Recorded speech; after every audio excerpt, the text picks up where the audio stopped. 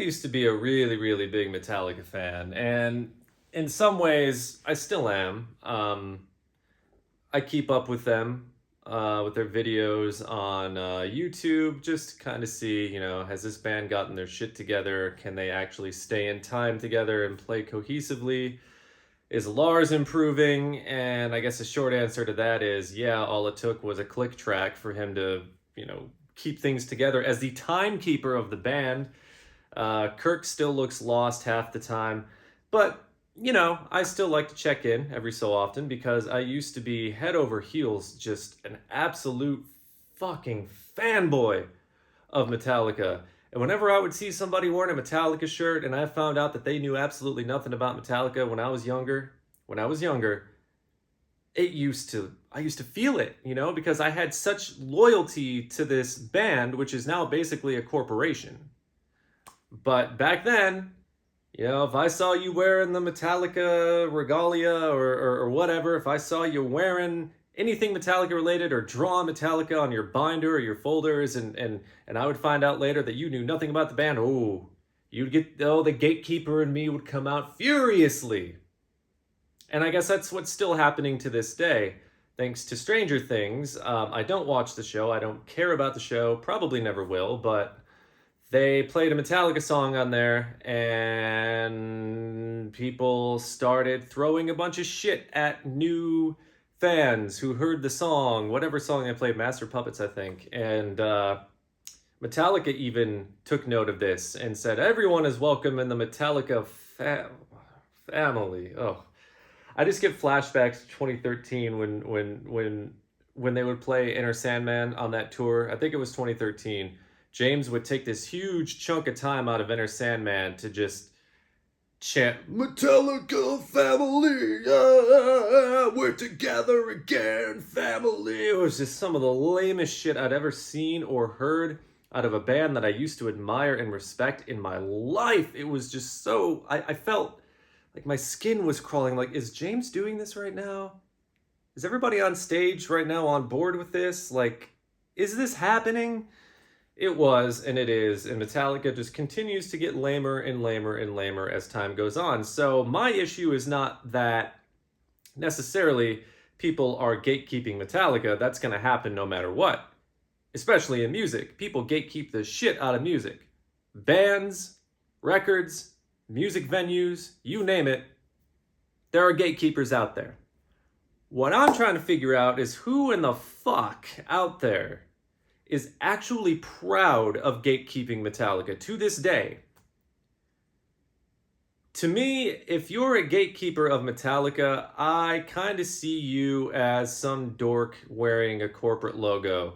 No different than wearing a Monster hat or getting a Monster Energy tattoo on your shoulder, or sorry CM Punk, but a Pepsi logo on your arm, or just going out of your way to give free publicity to a corporation. You're basically for sale, and you may as well have a for sale sign tattooed right here. That's what I see. If you're gatekeeping Metallica to this day, a band who has not been about the music since, my God, I would say probably since Load and Reload, when they stopped their exploratory phase and just capitulated to all the whiny ass fans who were mad that they weren't playing metal anymore.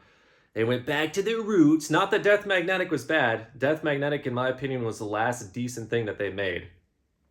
After listening to Hardwired a few dozen times, it was really, really low effort shit.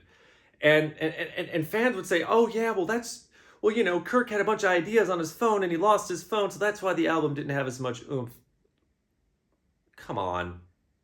Come on, he's the lead guitarist. He doesn't write half of these fucking... Oh, maybe he does write, like, half of them, but writing credits are typically, at least before Rob came in, it was just James and Lars putting their stamp on everything. So I don't even buy that excuse. Why are you proud to gatekeep Metallica? Like, why are you so proud to stand in such solidarity with a band who stands in solidarity with corporatism and not necessarily musicianship? That to me is the most astounding bit of all of this. All right, Metallica is a dad band now. No denying it, no getting past it. No arguing it. They are very much a dad band between the Metallica family and just all of the saccharine speeches that James gives on stage. Just like, okay, yeah, play some fucking music, okay. To just the obvious stuff, like here we have a band whose lead singer is a raging alcoholic in recovery almost always, and here he is touring the distillery that's making their own blackened whiskey, and here he is touring the brewery that's making their own Enter Sandman Pilsner Lager, whatever piss water it was. This is a band that played a corporate gig for a bunch of empty suits who didn't even probably know a quarter of their fucking repertoire. And there are all these pictures and videos of these assholes, these business assholes. Yeah, Metallica. It was one of the lamest things I've ever seen in my life.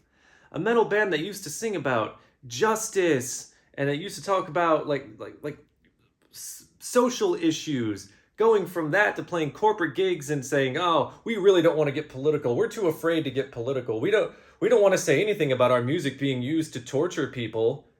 You remember that too? James, nobody in the band had anything to say about that. Why? Because they're corporate, because they're afraid to alienate people. That's why they went from doing Load and Saint Anger to going back to their roots. It wasn't for the love of metal music. It was just to capitulate to you, the fans and the fanboys, and whatever makes them money. Do you remember when they said they couldn't afford to stop touring? Do you know how tone deaf that sounds coming from the mouths of a band where each member is probably easily worth $50 million plus dollars? We can't afford to stop touring, and here they are 10 years later, still touring frenetically. I'm just, I don't, where's the pride? Okay, if it's the stuff that they did in the past, cool. I can understand why somebody might want to gatekeep that. You're still a douchebag, but all right, fine.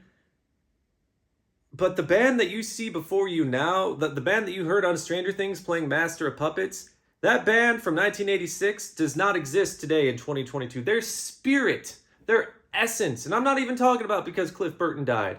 None of that.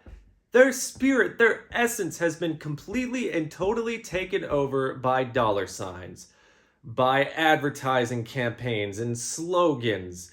This is the Metallica that you fanboys out there are gatekeeping. So proud to gatekeep. You don't mind going to bat for them at all. And it's like, okay, cool.